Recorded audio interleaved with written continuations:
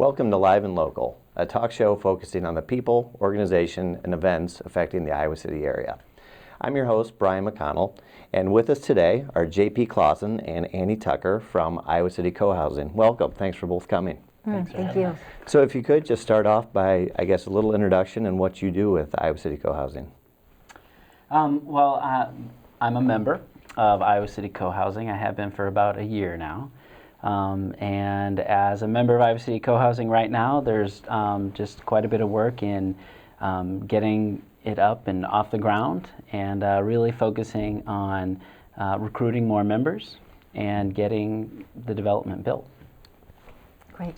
And I'm on the Board of Managers, and I've been part of the group since the beginning. And the Board of Managers meets, there's plenty to do. Mm-hmm. We meet once a week for 3 or 4 hours, and then plenty of other times in between. And just as JP said, there's plenty of work to do. The difference between co-housing and any other development is that it's the people who are going to live there who do the developing, who make it happen. And we make our decisions based on our common values, which was one of the initial things we did. What brings us together? What's important to us? What do we want to base our decisions on? Wonderful. Yeah. So, Annie, talk a little bit. Where did this come from? Why is it here? What brought it to Iowa City is what I mean. Some people I know, we were getting together for a potluck, and we were like, so let's think about doing something for the rest of our life. What do we want to do? What do we want to have? And somebody knew about the co-housing idea. Different ones of us had actually lived in extended family situations before. So we started looking for a place to do it, and we started meeting regularly to talk about what's important to us, what would we base our decisions on. And in the end, we saw 12 different sites and kind of experimented and went to the point of doing drawings for 2 of the sites, and have ended up with, can you imagine this? 7.85 acres, 1.5 miles from downtown Iowa City. Yeah, good location. Yeah. So this kind of originated in Denmark, and then it's also in other places in the United States as well? Right, probably over 150 existing co-housing communities in the United States, and at least 100 that are in process as we are. Are they in communities, I guess you'd say, similar to ours, or how have they come off? Has it gone well? Has it been a success? I would say yes. I mean, the interesting thing, there's a listserv, so we can hear the conversations back and forth, what's working, what isn't working, what questions do folks in other communities have. And I guess one telling way of seeing, are they working, most of them have waiting lists. The people in their communities see it and say, you know what, I want what they're having. I want to do that too. I want to be there. So JP, as a member, how did you get involved, or what sparked your interest? My wife and I had we've been thinking about living in community for a long time. Neither one of us live near our families here in Iowa City. My wife's from Chicago. My family lives in the Pacific Northwest. But we really wanted more of that kind of an environment for our daughter and my older children. And so, we were kind of looking around the country at different places, not necessarily thinking about relocating, but it was certainly a possibility. And, we heard about it through another member who's now on the Board of Managers. And we went to an information meeting last September. And we were very impressed by how much work the group had already done. They'd already purchased land. They were very much in process to getting the drawings for the dwellings. They had consulted with a woman named Martha Norbeck, who did a Fulbright year abroad studying co-housing communities. And through that consultation had really identified a lot of aspects that make co-housing work. And so we pretty much signed on right away and kind of jumped in with all 4 feet between us, and have been participating in kind of committees and work leading up to it. So I guess this could be for either of you, but there's obviously a balance between the community and also privacy. Talk about any concerns you may have with that, or if you were hesitant when you first started looking at it? I guess. Yeah, well, I'll tell you, I grew up in a very small town of 120 people in the western part of Iowa. And so I really understand the community aspect of it, although in a small town you don't always have as much privacy as you'd like. So that was really important to us, and the fact that that was a value of this group was critical. And so everything from the way the houses are designed around a central common house, which really facilitates the community aspect of it, to having houses that have possibly an accessible front porch that's accessible to the community, but then maybe a back patio or something like that's more private. And so the design of the community really emphasizes that balance, and then also the people in the community all very much hold that value to balance those two things. Anything you'd like to add to that, Annie? Well, one thing that was interesting to hear was in one community, they've arranged a signal. So if your curtains are open in your front room that faces on to the common sidewalk or common space, you're open for somebody stopping by, or if you're on the front porch. But if your curtains are closed and you're not on the front porch, it's like, I'm just taking my downtime. I'm just doing what I need to do here, and I need to focus. So it's, to me, it showed how people work out what they need, and that concern about public and private parts of your life. That's an example of people working it out. Talk a little bit about what's the cost of something like this relative to, maybe I guess traditional housing. That's an interesting question. So this isn't apples to apples, because a few things. One, as JP said, one thing that co-housing commonly has, and it's a really integral, important part, is a common house. And that's where there are amenities and spaces that you won't need to have in your own home. So for example, and the homes that we're building are going to be green, they're going to be smaller, everybody's going to be downsizing. And so my concern with 4 adult children and their families is, what are we going to do? Are we going to be able to have everybody come home, at any given time like we can right now? And the answer is, there are 3 different guest rooms in the common house. And also this is like an example, and in other communities, folks will, like JP would offer that extra bedroom that they're not using for one of my kids to go stay in. So there's that kind of way to downsize. So in mentioning the common house, that's one expense that you don't have if you're living in your individual home on a street, right? So it's an additional expense. We're building LEED certified homes, so they're green, and what the word is that they're maybe 10 or 15% more expensive than a comparably sized home would be. But living there is going to be much less expensive over the duration for the amount of energy that we're going to use. So there's the additional expense of your share of the common house, and the additional expense of LEED certified home. And that common expense would kind of operate similar to a condo association or something like that. Exactly, and in fact, that's the legal and financial form that we'll take as soon as everything's developed and we're living there. Yeah, so a very familiar model. Yeah. And then is there an initial investment? Currently, there is an initial investment to cover the current costs, engineer costs, architect fees, those kinds of things. And then, once you're a member, you buy your home, and that's really your investment. And then, likely there will be some, like a condo association will have some monthly fees associated with it for snow removal and those kinds of things. But really, buying the home is kind of the buy-in. Yeah. So I didn't know a lot about this until I was kind of reading up on it, and my first initial thought was the college roommate horror stories. You know what I mean? And I understand that this is less transient. It's not also 19-year-olds and things like that. But was there any concern of just the horrible roommate scenario or anything like that? Yeah. So that's, currently, that is a concern. We want to make sure that people who are a part of co-housing really want to be there, and then there are that people that we want there. So we have a process for that. First of all, we have monthly potlucks.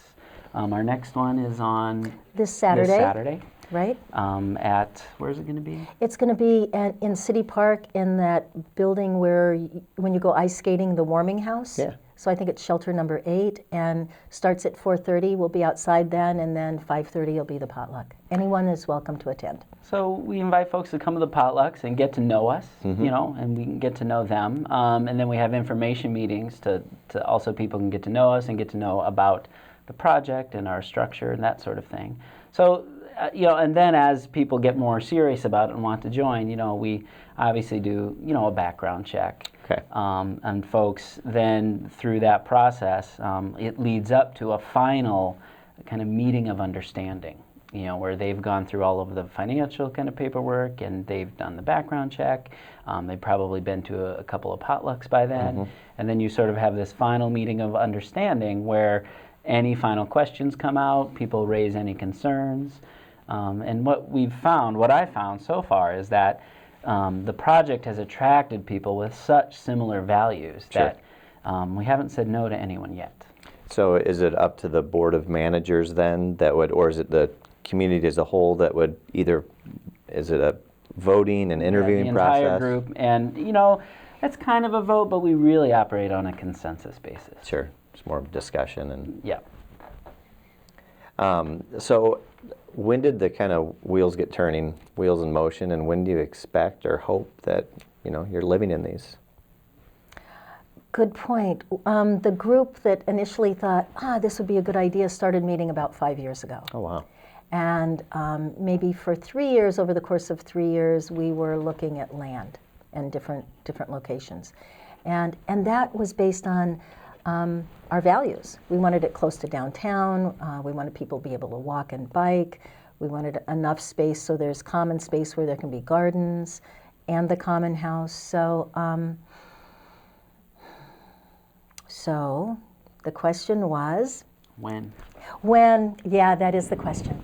So a year and a half ago, we bought some land, which is between Benton Street, Highway 6, and Miller. Was it just the members who got together and bought that land? That's a really interesting question. Actually, we thought we had something set up. This is a little bit of a story. We thought we had something set up with some folks who are family members of someone who were going to take a loan against their land and then loan the money to us. Sure. And that fell through because of a banker that was the regional banker said, we can't let those folks do that. So in 2 weeks, all of us who were members at the time called friends and family, local and out of state, and we got enough money to buy that land. Oh, wow. And it was some people who might like to live there. There were people who said, I'm never going to be able to live there. I'm not moving from where I am. I want to see that happen. So we've had the land for a year and a half, and we're in the final stages of putting the site plan together. And we've got designs for 2 different models of homes. Really, it's morphing on more than that. But so we're close to getting to go, and we think that we're going to break ground in the spring. Oh, so it's coming up. Yeah. So you talked about most of the members so far. There seems to be a core value. Is there an ideal member? Is this? I guess it's almost twofold. Is this a kind of a long-term investment? Yeah, I mean, likely it will be a long-term investment. What you find in a lot of other co-housing communities is people will move in as they kind of age in place. They may sell their home within the community and move to a different home. So, for example, we have a common house with, there are apartments in the common house, so some people own those apartments. And, as people find their life circumstances changing so that they need less space and be inside more, they might move into the apartment.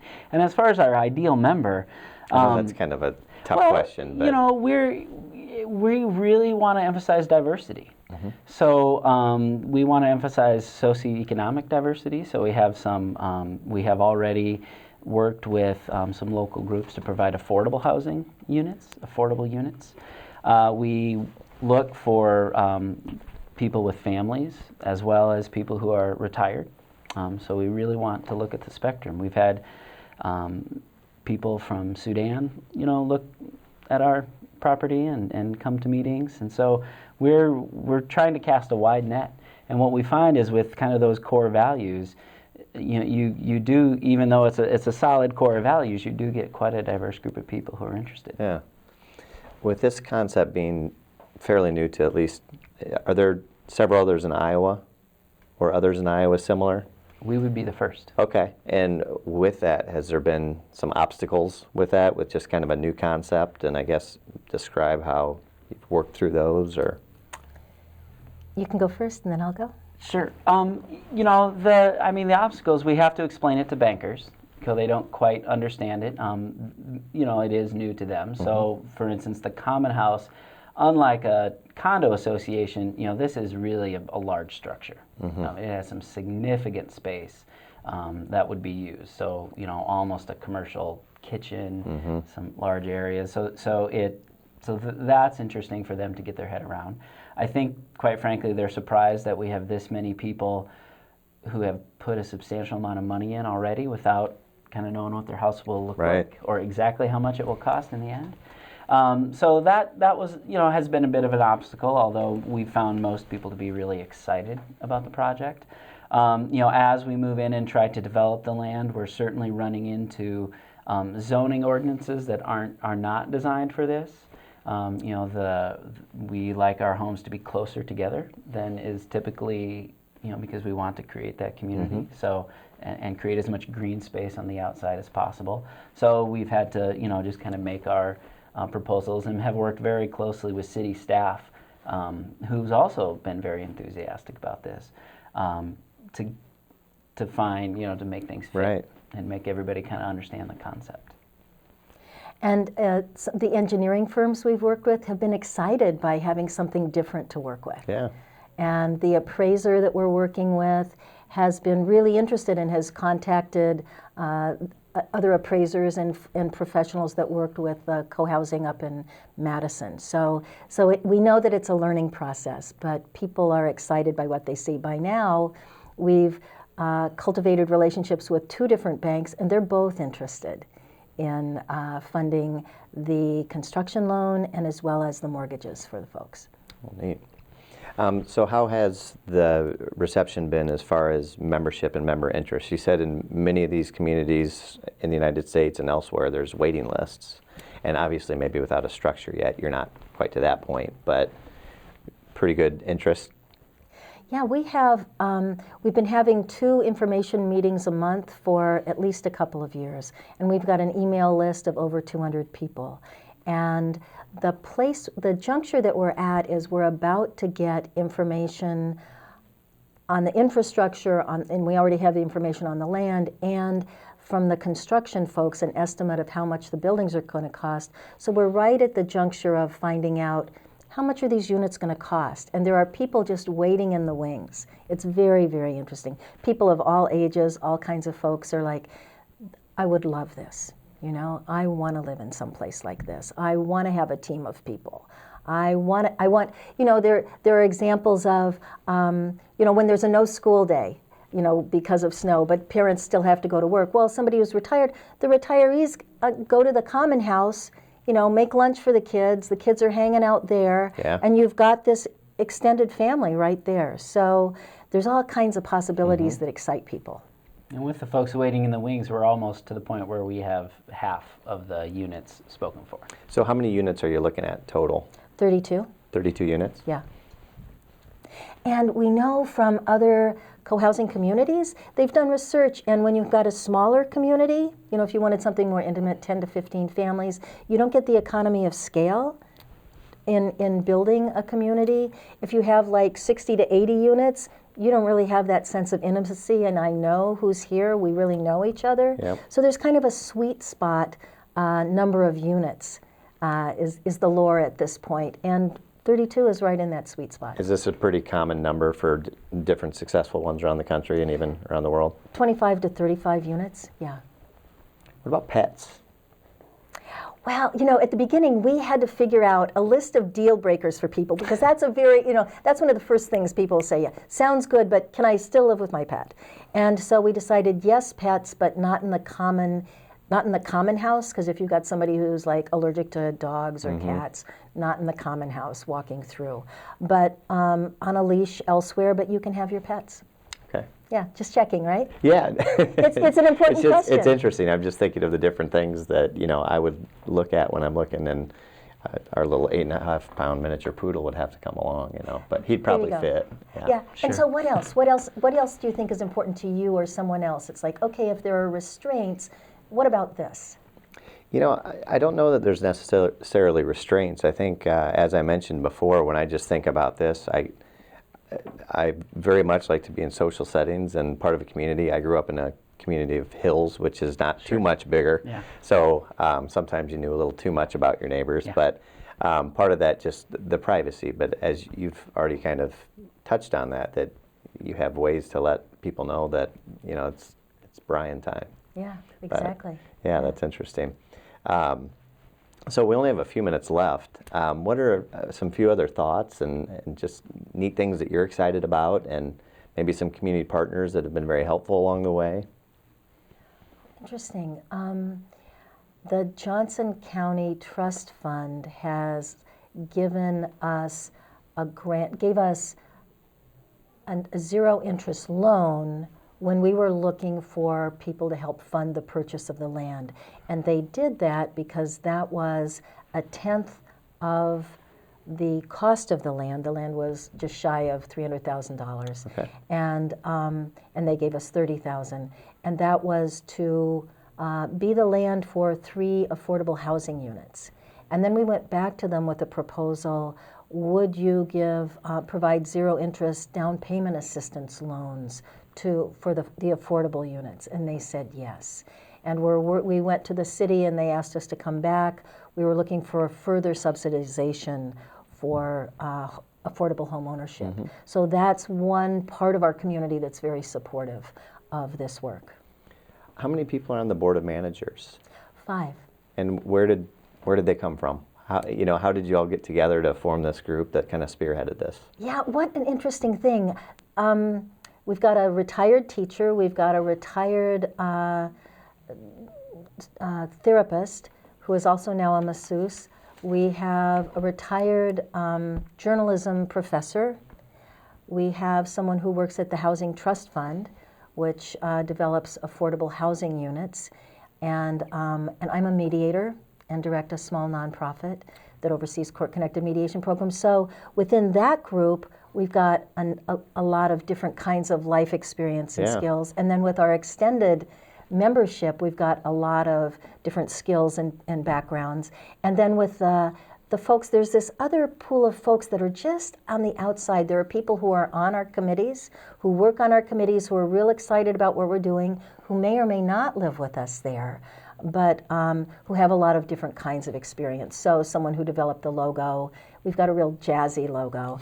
And so we just have a lot of different kinds of expertise and experience that really helps us move ahead and sort things through. What do you think?